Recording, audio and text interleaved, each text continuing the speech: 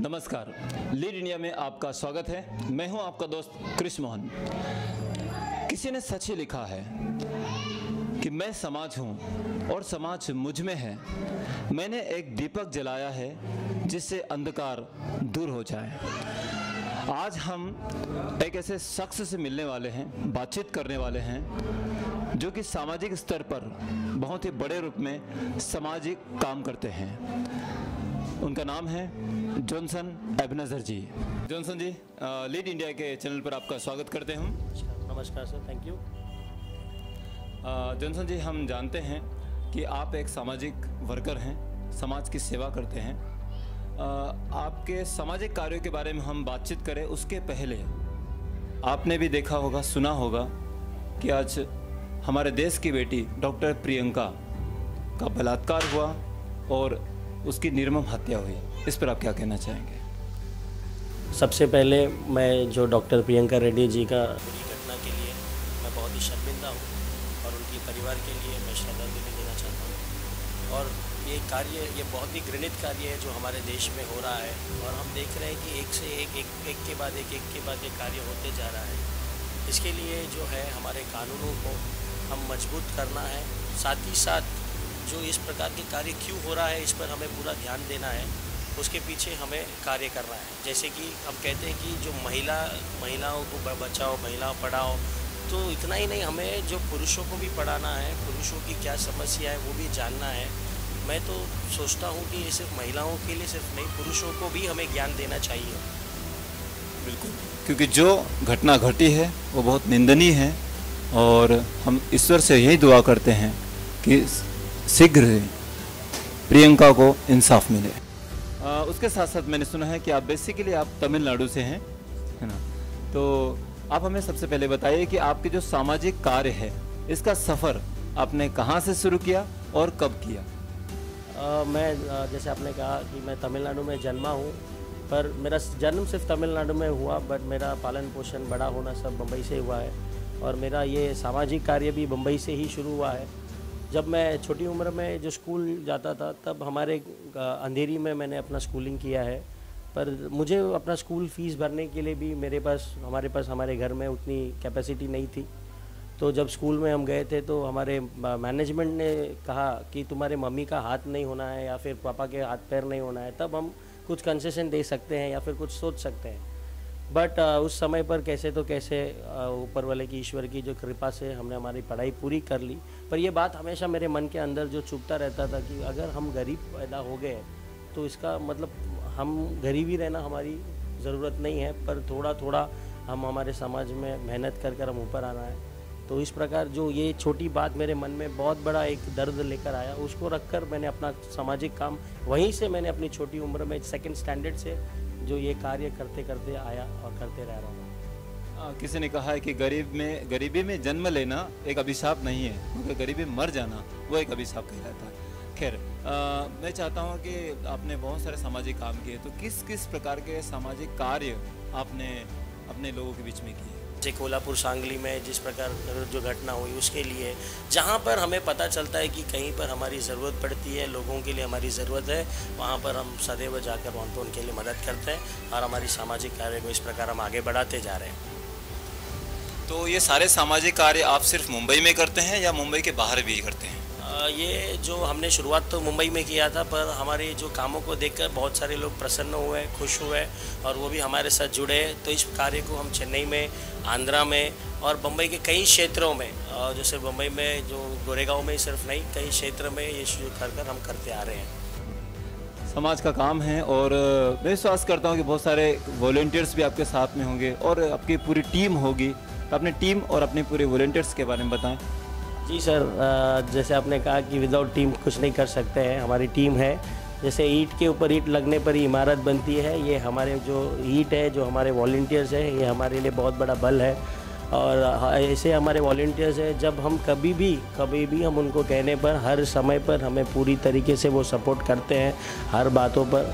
और इस प्रकार जो हर क्षेत्र के जो हमारे भाई हैं, कहीं पर भी हमें ज़रूरत पड़ता है उन्हें हमें एक कॉल करने पर, ऐसा नहीं कि बार बार फोर्स करने पर, तो हमारे साथ वो हर जगह पर फील्ड विजिट करते हैं, लोगों की समस्या देखते हैं, और वो जब हम कहते हैं तो उनके अंदर भी ये भावना होती है कि हमें एक प्रकार के कार्य करना है, तो और वो हमेशा साथ आकर हमें साथ देते हैं। सोशल वर्क की हम बात करते हैं, जब सोशल वर्क करने जाते हैं तो कई प्रकार के दूसरे लोगों का विरोध भी होता है। कई बार ये चीज़ें कभी कभी किसी को पसंद नहीं आती है, तो ऐसे किसी खास विरोध का आपने सामना किया कभी? जी सर, विरोध तो बहुत सारे सामना किए हैं, हमारे लोगों से हमने सामना किया है, बहुत लोगों से सामना किया है, बस किसी का हम नाम जिक्र नहीं करना चाहते हैं। बट कैसा है, उस विरोध में अगर कोई खेल होता है, अगर विरोध नहीं होता है तो उसमें जीत करके बोलने के लिए कुछ नहीं होगा। तो उस विरोध को हम जो विरोधी नहीं मानते हुए उस खेल के खिलाड़ी मानते हैं, और उस खेल में हम आगे बढ़ते जाते हैं, और विजय ईश्वर की दया से और हमारे लोगों की हमारी सहायता से हमें ज़रूर विजय मिलता है, करते हैं। क्या बात है। कहते हैं कि हार कर जो बाजी जीत जाए उसे बाजीगर कहते हैं। तो उसी के साथ साथ मैं देख रहा हूँ कि बहुत सारे अवार्ड, मैंने सुना है आपने बहुत सारे अवार्ड जीते हैं, तो आप अपने अवार्ड्स के बारे में बताएं। सबसे पहला अवार्ड आपकी लाइफ का जो आपने अचीव किया है वो कौन सा था, कब था और क्या था? सबसे पहले अवार्ड तो जैसे कि मुझे एक अप्रिसिएशन अवार्ड मिला था, बट जो हमारे जो साल जो लाइट ऑफ होप फाउंडेशन को हमने शुरू किया तो पहले साल में हमें जो ये अवार्ड था ये हमारे बच्चों के द्वारा, हमें हमारे जो टीम के द्वारा मिला था। ये कुछ करके तो मैंने हासिल किया करके नहीं कह सकते हैं, बट ये उनका प्यार था, उनका विश्वास था कि हमारे जो फाउंडर है, हमारे जो भाई है जिन्होंने काम कर रहे हैं, उन्होंने बहुत अच्छा काम किया है, उससे मुझे और उत्साह बढ़ा।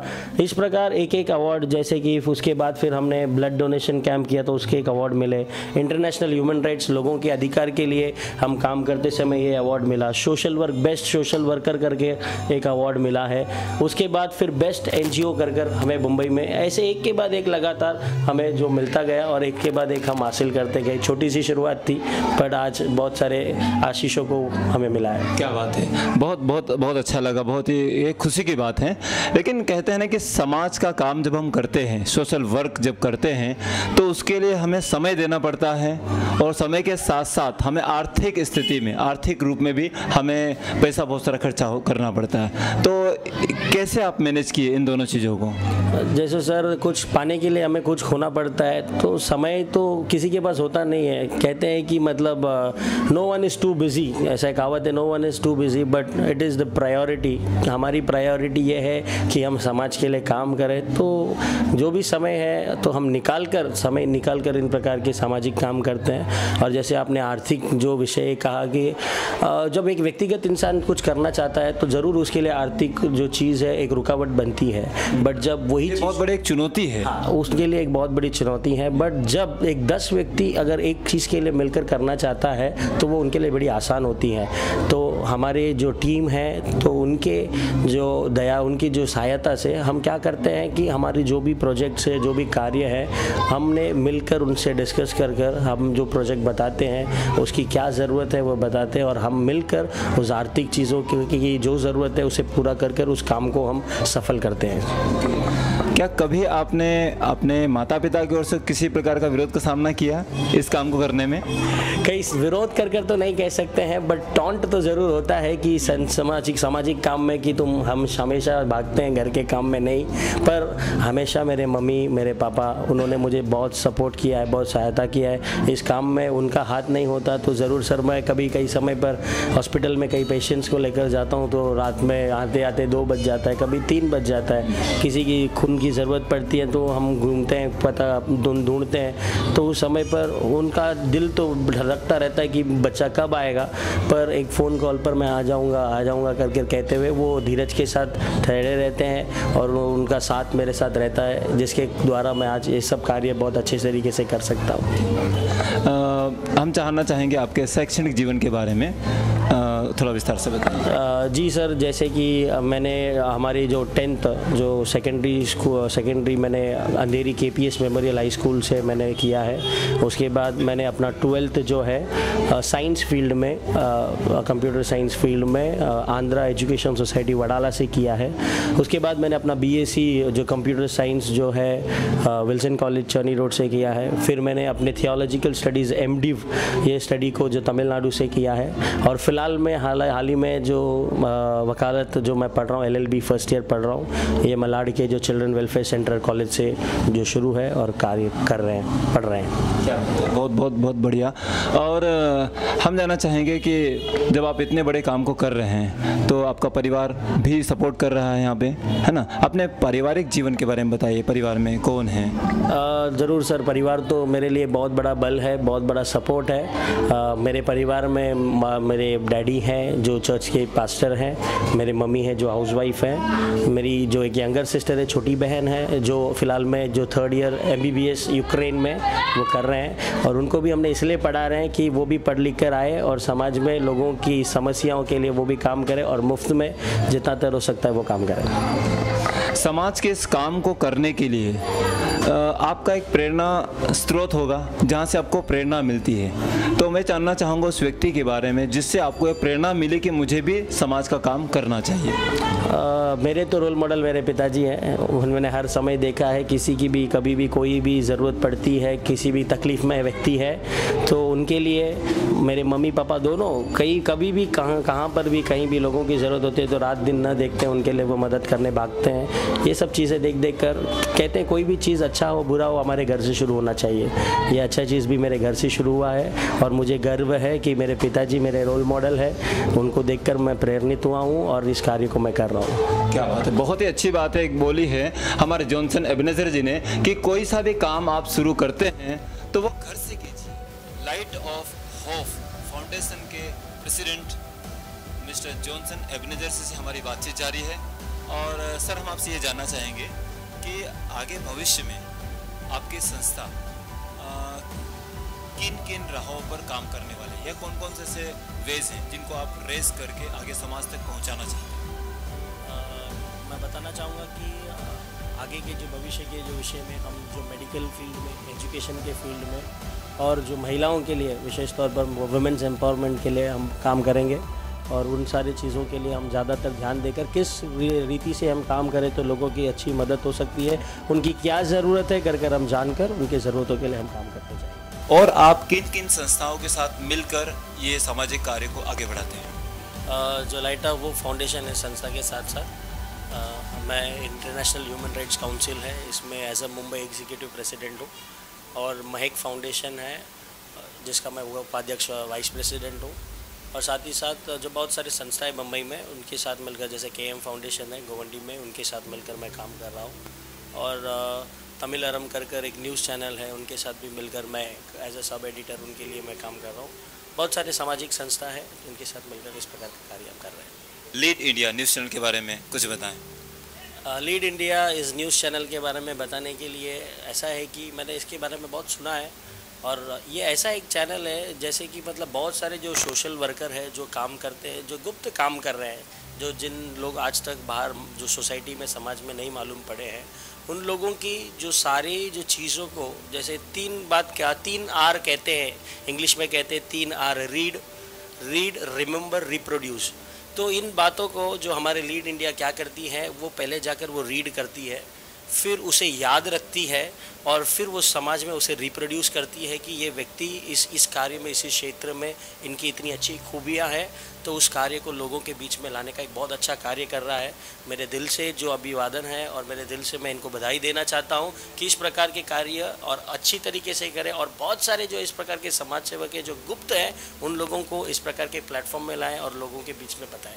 और मुझे ये याद है कि रवि जी मुझे बोलकर करीबन 1 साल के आसपास हो गया है, तो उनको 1 साल से देखो ये बात याद है और उन्होंने उसे याद रखकर जो उन्होंने अच्छी तरीके से मतलब करीबन मुझे उन्होंने आज नहीं करीबन 1 साल से वो मुझे पढ़ रहे हैं, पढ़कर याद रखकर आज हमारे साथ उनका इंटरव्यू है। तो इस प्रकार वो हर क्षेत्र में हर लोगों को इसी प्रकार पढ़ते होंगे और करते आ रहे हैं, और मेरा उनके लिए बेस्ट विशेष है, जो शुभकामनाएं कि वो और अच्छी तरीके से इस प्रकार के कार्य को करें। बहुत संघर्ष उठा रहे हैं उन्होंने, जो है पूरा अपना पैसा डालकर सारी चीज़ों में कुछ मतलब आउटकम न चाहते हुए, कुछ इनकम न चाहते हुए सिर्फ मेहनत डाल रहे हैं, मेहनत पे मेहनत कर रहे हैं, और उनका मेहनत जो है एक दिन ज़रूर रंग लाएगा और पूरे भारत में पूरे विश्व में लीड इंडिया जाएगा। जो रवि जी ये काम कर रहे हैं और बहुत सारे जो समाज सेवक है जो गुप्त हैं उन लोगों के लिए काम कर रहे हैं। तो मैं सारे लोगों से, सारे समाज सेवक लोगों से अपील करूंगा कि अगर आप कहीं पर जो गुप्त काम कर रहे हैं और आपके काम को कोई बाहर नहीं ला रहे, अगर इस प्रकार की एक विचार आपके मन में है तो बिंदास आप इस लीड इंडिया टीवी जो है यूट्यूब चैनल है उस पर अपने कमेंट, अपने मैसेज को डालिए। आपको वो खुद कांटेक्ट करेंगे और आपके पास आएंगे और आपके जो काम हैं ये लोगों के बीच में लेकर आएंगे। इसके लिए मैं सिर्फ सारे समाज सेवकों से भी अपील करता हूं और जो सारे फॉलोअर्स से और जो हमारे जो जान पहचानने वाले आप सभी से मैं अपील करता हूं कि चैनल को लाइक कीजिए, सब्सक्राइब कीजिए और इस चैनल को फॉलो कीजिए और इस अच्छे कार्य में आप भी सहभागी होइए जैसे मैं सहभागी हुआ हूँ। धन्यवाद। चलिए, तो हमारे लीड इंडिया चैनल की तरफ से भी हम आपको बहुत बहुत शुभकामना देते हैं कि आप जिस सोशल वर्क जो कर रहे हैं उसमें ईश्वर आपको बहुत बड़ी सफलता प्रदान करे और आपका भविष्य उज्जवल बने।